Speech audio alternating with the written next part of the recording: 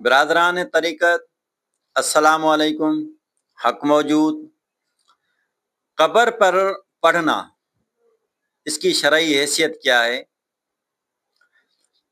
مشکوات شریف کتاب الایمان چیپٹر میں حضور نبی کریم صلی اللہ تعالیٰ علیہ وآلہ وسلم، ایک صحابی تھے سعد بن معاذ، ان کی قبر پر آپ تشریف فرما تھے اور آپ نے سبحان اللہ والحمد للہ ولا الہ الا اللہ واللہ اکبر، آپ نے یہ پڑھنا شروع کیا۔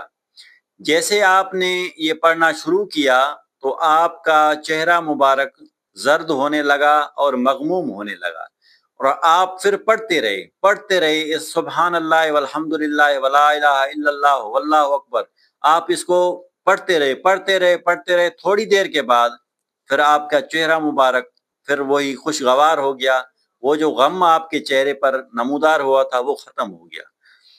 تو اس کے بعد پھر آپ نے دعا فرمائی اور وہیں سے آپ رخصت ہوئے۔ صحابہ کرام نے آپ سے عرض کی کہ حضور یہ کیا ماجرا تھا؟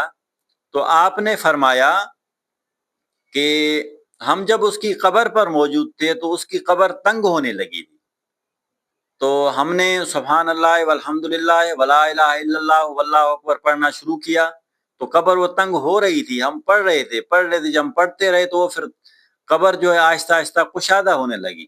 جب وہ کشادہ ہو گئی تو ہم نے پڑھنا بس کیا اور پھر اس کا ثواب، ایصال ثواب اس کو کر دیا۔ تو آپ نے فرمایا کہ قبر کے اوپر پڑھا کرو تاکہ اس قبر والے کی تنگی دور ہو جائے۔ آپ نے فرمایا کہ آپ لوگ جب بھی کسی قبر سے گزرو تو وہاں پر کھڑے ہو کر آپ ان کو ایصال ثواب کر دیا کرو، ایصال ثواب کر کے پھر وہیں سے گزر جاؤ۔ یہ ایک سنت طریقہ ہے۔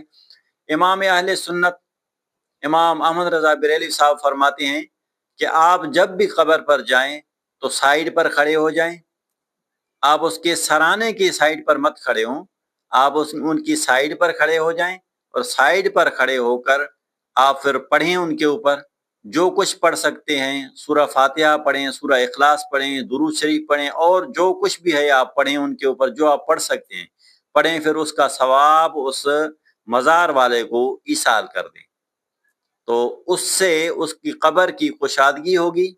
اگر وہ مغفور بندہ ہے تو اس کے درجات بلند ہوں گے۔ یہ ہمیں حدیث شریف سے بھی ملتا ہے اور حضرت امام احمد رضا بریلوی صاحب کے فتوی رضویہ سے بھی ہمیں باتیں ملتی ہیں، تو ہر طرف سے قبر پر پڑھنا جائز ہے۔